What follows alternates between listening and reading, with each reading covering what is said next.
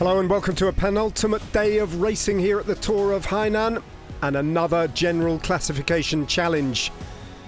As the race leaves the coast behind and heads into the interior, into the rainforest around Baoting, a spectacular setting for what should be a thrilling race with a first uphill finish of the entire Tour of Hainan, a 3.5 kilometre climb that could and probably will reshape the general classification once more.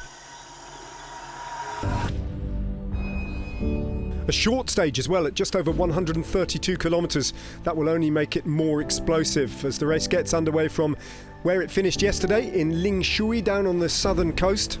A couple of loops, a couple of local circuits, one intermediate sprint followed by another at Shilling Town with 21 kilometres to go, and then a 3.5 kilometres climb to the finish line at Baoting.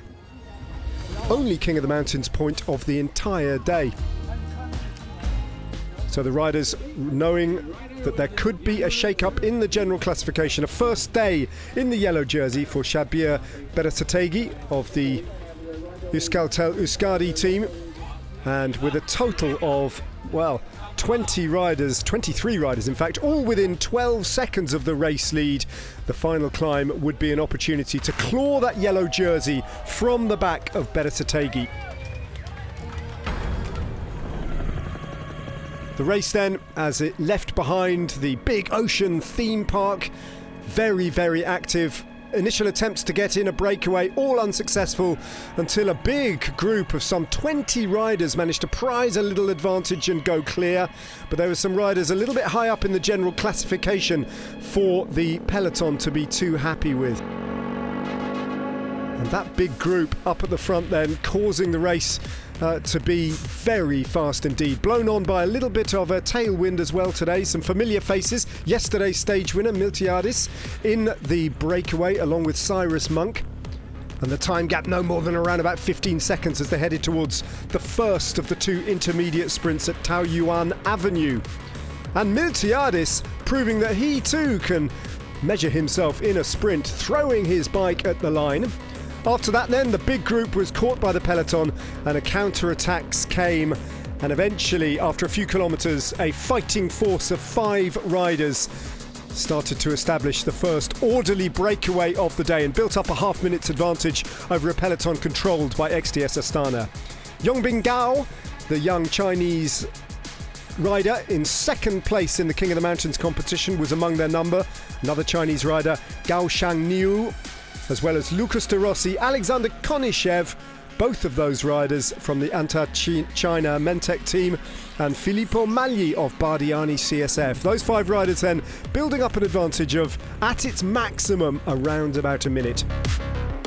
XTS Astana in front of big crowds passing through this built-up area as they continue to race north then, having a job controlling this 5-rider breakaway. Keeping them on a very tight leash because on a short stage, the break only went inside the last 50 kilometres, and that always spells danger. XTS Astana's Chinese rider Hao Yuxiu doing the most of the work, controlling this breakaway, along with their Italian sprinter Matteo Malicelli, bringing the gap down to 40 seconds as they approach the second of the intermediate sprints at Shilling Town. On the wheels of XTS Astana, a relaxed peloton though. Meanwhile, up front, with not too much at stake, they decided nonetheless to have a bit of a sprint for the minor cash prize, and it was Konishev who crossed the line at the final intermediate sprint of the day in first place. Meanwhile, Su went about his long business of keeping an eye up the road on that peloton and bit by bit bringing them back. The breakaway then being reeled in by XTS Astana as they headed towards the final climb of the day. Close to the final climb, within 3.5 kilometres of the beginning of the climb, XTS Astana brought the breakaway back, and a number of other teams, including Leaning Star, moved to the front to try and position their climbers, their riders, in optimal place as the climb started to unwind before them.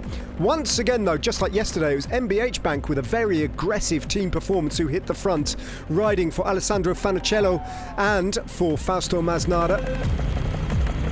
Still MBH Bank on the front before the real steep slope started to rise up before them, and it was Fancello who started to set the pace as one by one riders, including Feestrofer, just dived out of that elite GC group of climbers. For the time being though, Berasategui in the yellow jersey in third place and looking relatively comfortable. A couple of riders from Bardiani there, and both the Astana riders still there, although Vinokourov slipping a little bit as the steeper slopes started to rise up in front of them. Pezzenti, one of two Polti Visit Malta riders, but Thomas Silva, the Uruguayan in the light blue of Astana, still looking very good, along with Berasategui in the yellow jersey, but still Fancello on the front. Alessandro Fancello from the very foot of the climb, continuing to set the pace all the way to 1.9 kilometres to go. And whenever the steep sections rise up, Fancello out of the saddle, accelerating, trying to put the riders behind him on his wheel into difficulty as the yellow jersey drops to the back of that quartet of riders. The signs not so good now for Berasategui, but Silva looking very, very confident and comfortable on the wheel of the man on the front, Fancello. Fancello then briefly dropping back as Polti Visit Malta take it up just outside the Flamme Rouge, but it's not long before Fancello then moves up again and hits the front, and a big steep section then launches his last and final attack. Nikola Vinokourov battling hard to get back to the front of the race is right on his wheel, and so too is the ever alert Thomas Silva. Silva then sitting down on the wheel of Fancello. Fancello still on the front. Silva waiting for that moment and picking it.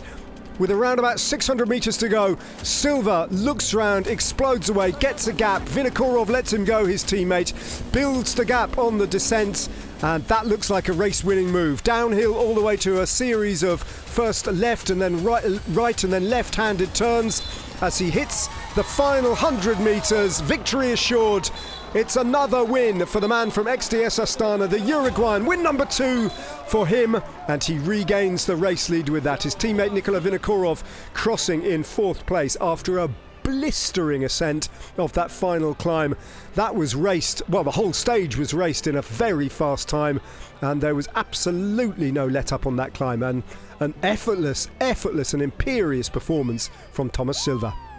He wins the stage ahead of Pezzenti and Fancello, an all-Italian podium apart from the man on the top step, the Uruguayan, back in control.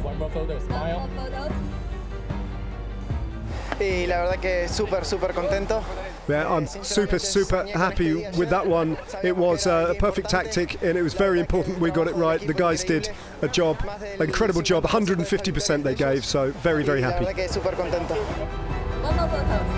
In the yellow jersey, once more, honour restored. Thomas Silva from XDS Astana ahead of Berasategui, who slips to 2nd, and Pezzenti, who's up in 3rd. 4 stages done, 1 still to come. Is that the decisive day in the general classification?